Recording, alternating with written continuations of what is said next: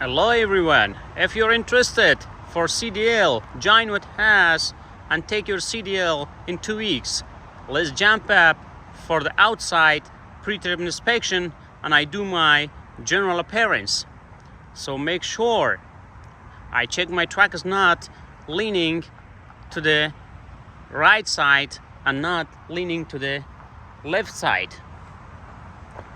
And I check all around my trailer and truck. No people, no vehicle, no obstruction before I move my truck.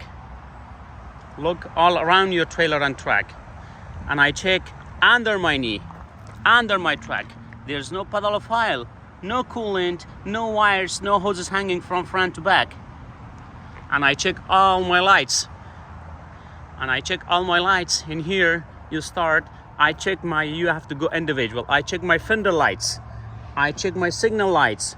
I check my low beam and I check my high beam. This is my high beam, this is my low beam. And you go to the driver's side. I check my signal lights. I check my high beam. I check my low beam. And I check my 5 clearance light on the top. All these lights, not cracked, broken or damaged, and securely mounted, clean and clear and properly working. They are hammer in the front and right in the back. Let's jump up now. I check my engine components. So when you want to check your engine components, come here and open your latches first. Open your latches. Go to the other side. Open your latches and come back here.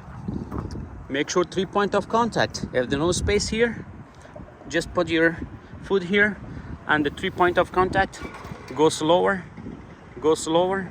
come out, go slower, slow, very slow.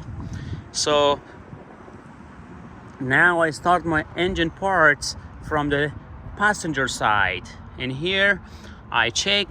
We start from the engine from the passenger side. Let's check. In here I check my coolant reservoir, not cracked, broken or damaged, and securely mounted. No missing nuts and bolts, not leaking, and it should be in a fill line. If it's not in a fill line, I refill from the cap. The cap is not cracked, broken or damaged, and securely mounted, not leaking. I check my coolant reservoir hoses. You see hoses on there. These are my hoses. No abrasions, bubbles or cuts, and securely mounted, no, not leaking. In here, I check my washer fluid reservoir, not cracked, broken or damaged, and securely mounted, no missing nuts and bolts, and not leaking. It should be on a fill line. If it's not, I refill from the cap. The cap is not cracked, broken or damaged, and securely mounted, not leaking. I check my washer fluid hoses, no abrasions, bubble or cuts, and securely mounted, not leaking. This is the you check individual, or when you finish you can say I check all my reservoir the same as I check this one. This is the way also you can do it. You don't have to explain your washer fluid reservoir. I check all my reservoir the same way as I check this one. Please join me for my driver's side.